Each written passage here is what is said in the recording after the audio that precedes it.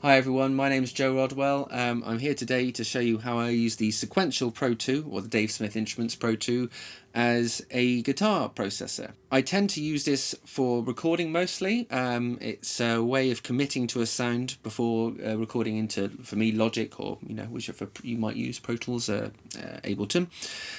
Also, I use it live. I tend to be a keys player or a trumpet player when I'm playing live, but I dabble with guitar in that as well, and it's quite useful to be able to save presets and have everything ready in one place and not have lug amps around and pedals around. So the way I have things set up today, I've got my Fender Strat going into some outboard, a couple of preamps and a compressor, which is then going into my audio interface and then sent into the Pro 2, sent back into the interface and into some pedals and then back in. A bit of a convoluted way around, but it's just how I have my setup here, and I can quickly flick between different snapshots within my audio interface so I can get recording quickly. For the sake of convenience, a little bit of extra conversion is not going to bother me too much. I am going to use one pedal on this today, and that's just an amp simulation pedal, the Strymon Iridium, just to give us a bit more of a realistic guitar sound. I don't have any guitar amps, I don't have enough room in my studio here, and the Iridium does a great job of that. So it's just using the Fender amp setting on that today. So the way I have things set up is I've got a guitar starter patch on the Pro 2, which has basically everything I want in terms of processing ready to go and very quick to get to in terms of knobs and sliders and things like that. If I try and play the guitar, you'll hear nothing is coming through.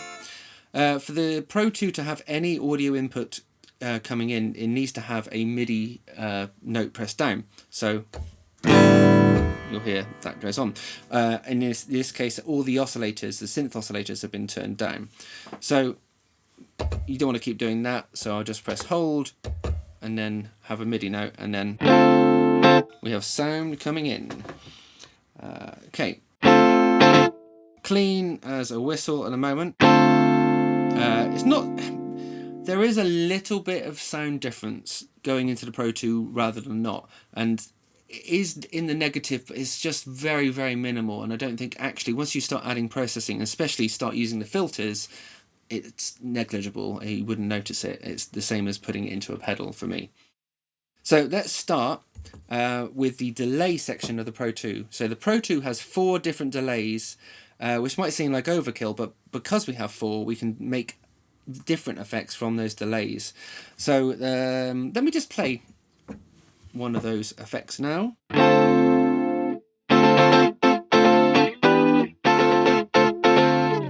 A chorus effect, not too bad going as well. I'm just going to turn the tone down such. Okay, cool, good chorus. I think it's a good starting point. The way I've managed that is I've used delays 1 and 2 with very, very short delay times, 47 and 29 milliseconds each, and then I've panned them left and right, as you can see here, and then assigned both the amount of both of those delays to the mod wheel. Quickly, I've got a chorus sound that I can use. I've also modulated that further by using LFOs 3 and 4 to modulate the time of those delays. I'm not doing too much, just doing ever such a slight movement. By modulating the delay time, there's a little bit of a pitch fluctuation that goes on. You can make that quite wild if you wish. Very wild.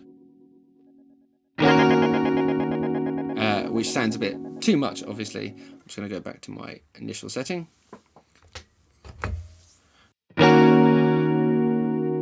I find this kind of works the best. I feel if you change the amount, we get some difference. I find with changing the delay settings, modulating the delay time, you get a few stilted points where it stops moving and you stop getting that pitch wobble. So the way I've got it set up is just I found the sweet spot for that to kind of modulate continuously without kind of being too noticeable, but also giving us a bit of a warble. So that's delays 1 and 2 sorted. I'm using delay 3 purely as like a digital delay. I've got it synced to eighth notes to whichever tempo I've got coming in. I tend to have my Pro 2 synced to my DAW's MIDI clock, which you can do within the global settings, so it automatically is going to the eighth note of the project I'm recording. Let's have a quick listen to that. Let's turn the amount up.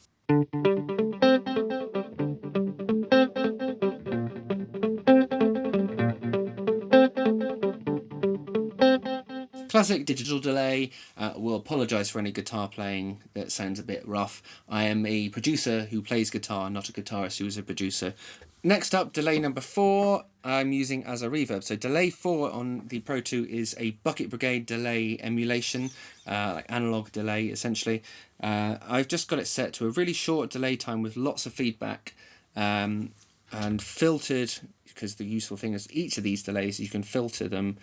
So I've taken a bit off the top, a bit off the bottom. I've also used the same panning as I did on the digital delay on delay number 3. Let's have a listen to this.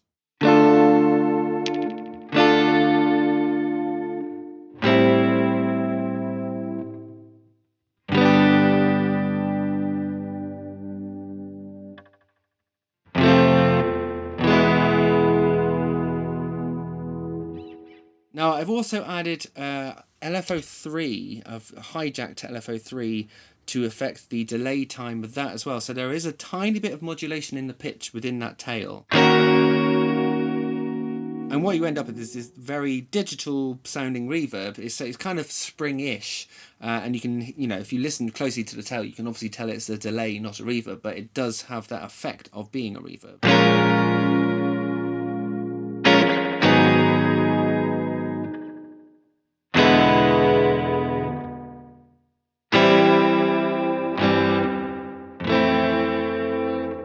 Lovely. Right, let's take that off. Moving on to the filter section, this is where things get pretty good. So I have here a Roland EV5 expression pedal. Cheap-ish expression pedal, but has lasted me forever. I've gone through a bunch of others and this has definitely lasted the longest. So I'm using that to control the filters on the Pro 2. The Pro 2 has 2 filters. Filter 1 is purely a low pass, and that works quite well here for kind of like dance music-y sort of filter builds.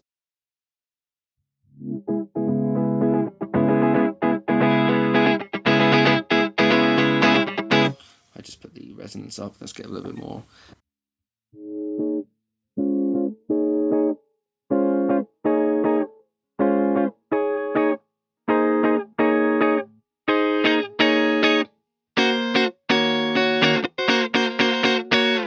Hope I don't get a copyright strike on that one.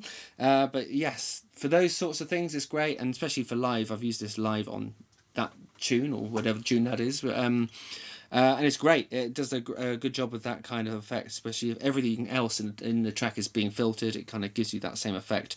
And you can use the resonance to kind of give it a bit more twang as it goes up.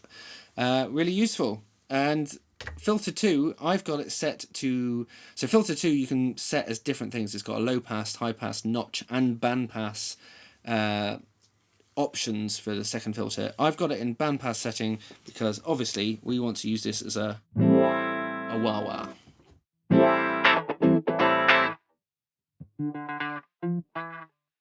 Now filter 2 tends to be a bit quieter, so I'm just going to give it a little bit more volume.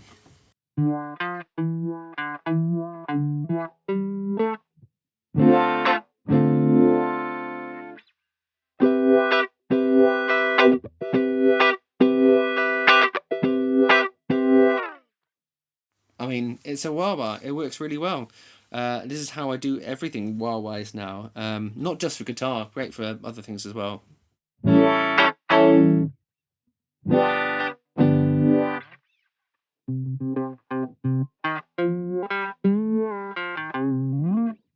Cool.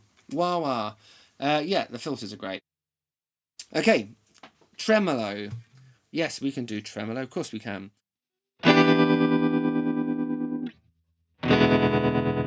That's quite deep. Let's pull that back a little bit. That's sounding a bit more like it. I will burp that reverb because that's going to make that thing sound good.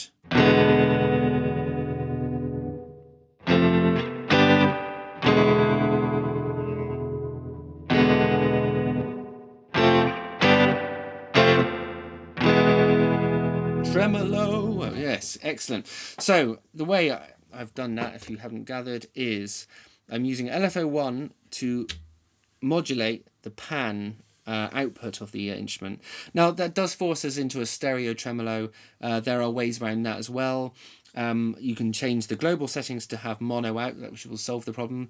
In my case, I often use the Strymon Iridium, has a mono switch on the back, or has a stereo to mono and some thing on the back of it. So I just put that into mono if I want it to be mono tremolo. But that works really well. I'm using a square wave shape for the LFO, just to give us kind of the most dramatic amount of difference, but then I'm softening it with a slew rate, so that kind of just softens the edges of that square wave. If I take it down to 0, you'll hear how hard that can get, and that might be the effect you want as well, so which is quite cool. But I find in general, if I just keep soften it a little bit smooth, that's too smooth, just smooths off some of those clipped edges.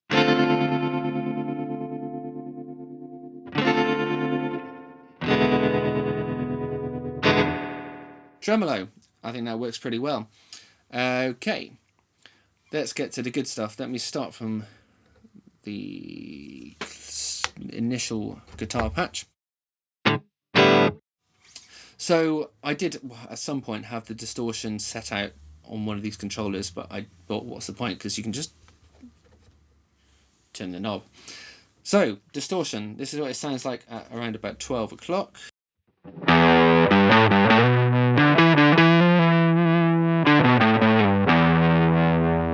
Pretty good, quite meaty. I would say it's got a bit too much high end, and I think this is where the filters come in to play. And I find it's quite useful just to ride the expression pedal to kind of find where that cleaner, but it was just taking the top end off it a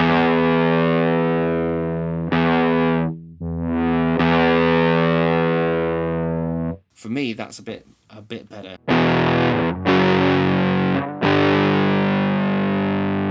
I don't have like mega metal chops, so you're not going to get any of that, but you get the idea.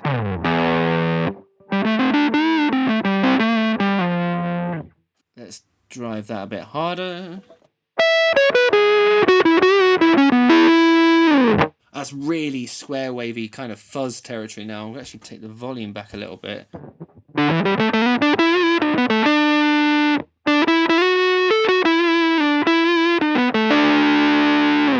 And I quite like that. It might be is too much, but I think if you pull it back a bit to say whatever clock that is, my brain's gone, 10, 30, volume back up.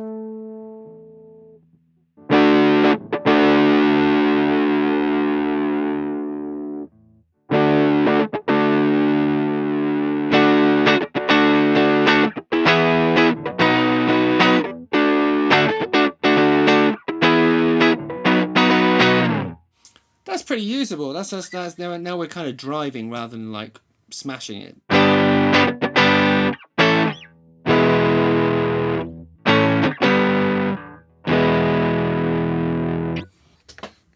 So within the Pro 2, you also have 5 character effects. You have Decimate, which is kind of the sample rate side of a bit crusher. Hack, which is the bit rate part of the bit crusher.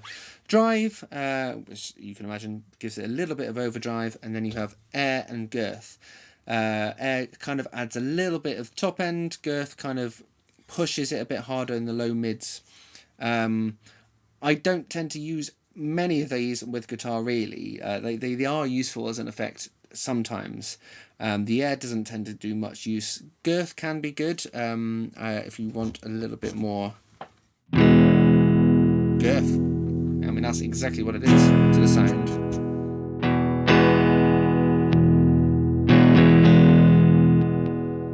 Air.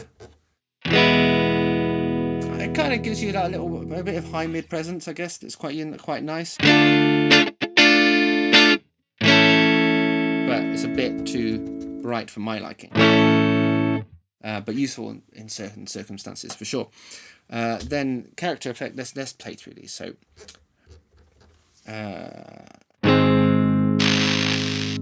Quickly becomes unusable.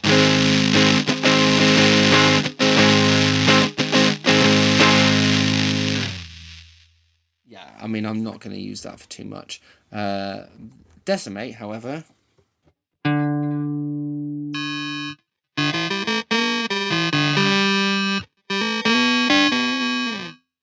I quite like Decimate, and I know it's probably an acquired taste, but I like it so much I've assigned it to slider 1. Not to the extent that you can go on that one, but I can then latch it.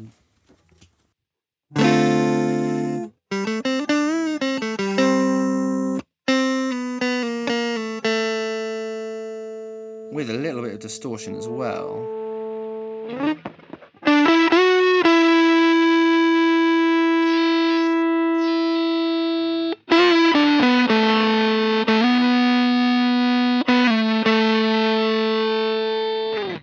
You just get that nice weirdness, for lack of a better word, in the top end that sounds pretty cool to me.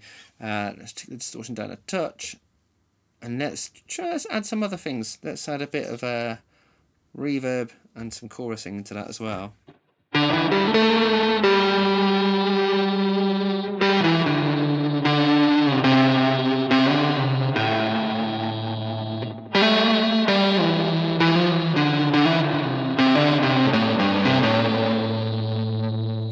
We're getting into the realms of weird shit now, and I love it.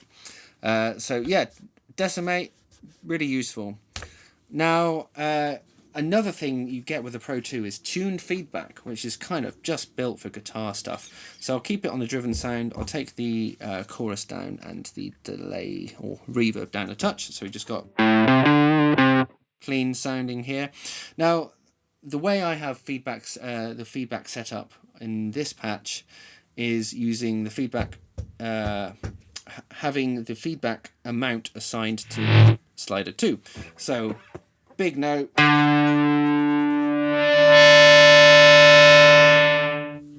It quickly gets out of control, so you have to be very careful with it. What I tend to do is keep it latched if I want to do that.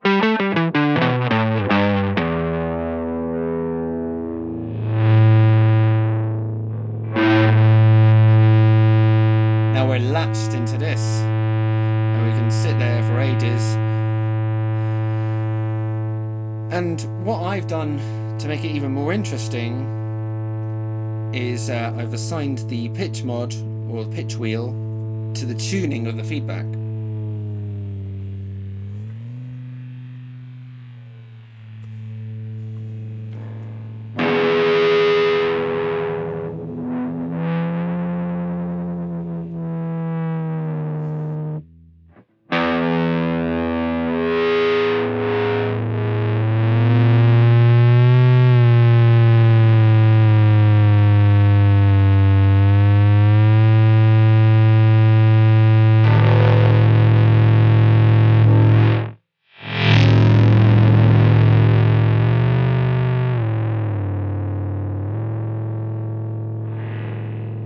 Okay, you've also got the sequencer. Now, this can be really useful, and you can go really in depth with it if you wish. What I find most useful is kind of creating a more complex tremolo patch with it. So, as you can see here, I've got a few notes assigned to this 16 note sequence. I've kept it 16 notes for the time being. There's not a 32 note here. And it's just assigned to MIDI notes on and off.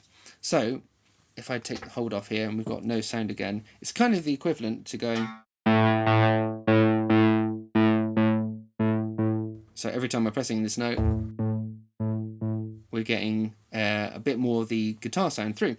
So if I add this on here, we go.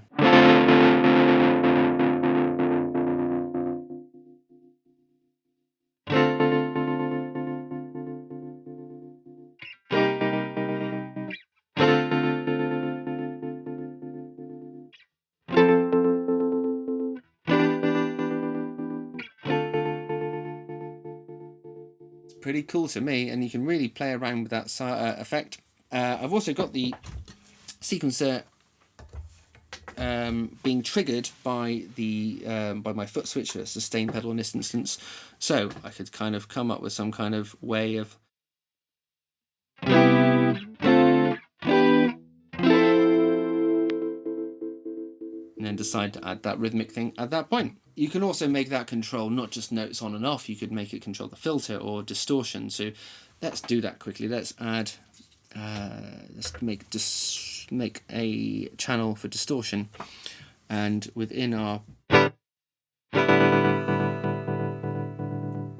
cool, let's assign a few bits of distortion to places which sound a bit weird. It's going to sound odd because I'm not really thinking about where I'm putting it, but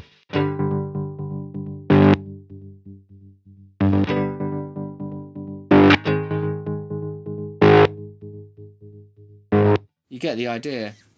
A lot of choices and a lot of things you can do with that. So there's two more things I want to go through on this, and there's two effects that you wouldn't normally see with guitar. So far we've had chorus, distortion, delay, tremolo, things you normally expect. So one of those is the envelope follower. So essentially that is mapping the amplitude of the incoming signal and making an envelope from that shape of the amplitude as such. So the easiest way to show this is with the filter.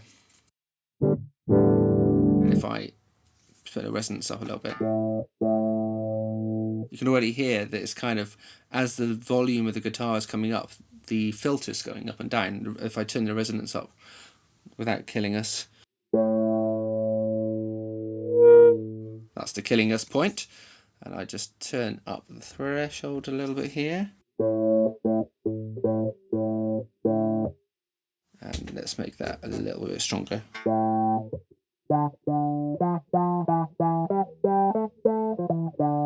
And that's quite a cool sound. Auto wah, essentially. Let's turn the cut off a little bit up. Resonance down.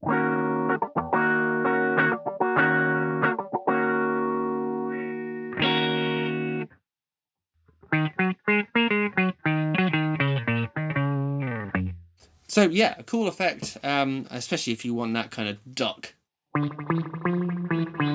quacky sort of sound, which I think sounds cool for certain funk stuff, very clav-like. And lastly, the other feature that also kind of uses the incoming signal as a source is the external audio in. So the external audio in, instead of mapping the amplitude, literally maps the waveform, a bit like a wavetable, I guess, and uses the wave, the audio wave that the guitar creates as a modulation source. You can do that obviously for various different things, and it gets quite heavy quickly just because the complexity of the waveform from a guitar is a lot more complex than, say, a sine wave. So it's kind of acting like an LFO almost in that sense. What I do like doing is assigning it to the level of oscillator 1 and then turning the guitar down and getting this kind of gnarly FME sort of sound. It's always trying to play an F in this scenario because our MIDI note that we're using is an F. Every note that belongs to the harmonic series of F, without going too much into detail, so like F, F, C, F again, my brain's gone, F, A, C, E flat, F, G, will sound a bit nicer than some of the enharmonic notes, which are a little bit more crunchy. Kind of works in the same way that FM synthesis works. I really like this, coupled with a bit of delay reverb and delay and some filtering. I'm going to change the note to C.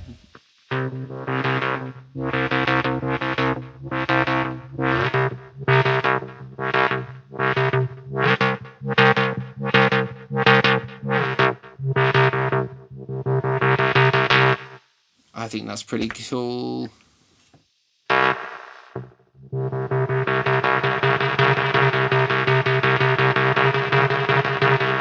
So bending away from that note in the harmonic series, you get an even more gnarly sort of sound.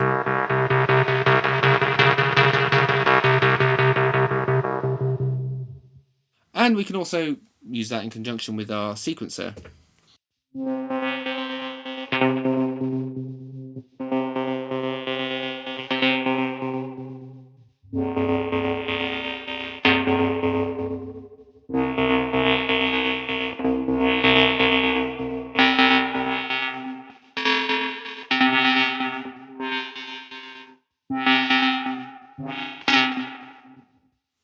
I mean, it's a very niche sound. It's not your regular guitar sound at all, but really fun for sort of synthesis and all sorts of other things. I mean, it could be. I mean, I'm modulating the output of level oscillator 1 there, mix up of words, but you can just, assign it to nearly anything on this synth, so you can get some really interesting unique sounds. Okay, that's it from me. I hope you've enjoyed this video. I love this synth, and I feel like everyone else should too. This is why I've made this video. Maybe at some point I'm going to do another video with maybe horns instead of guitar, playing the trumpet through it, just as an extra play thing. But for now, that's it from me.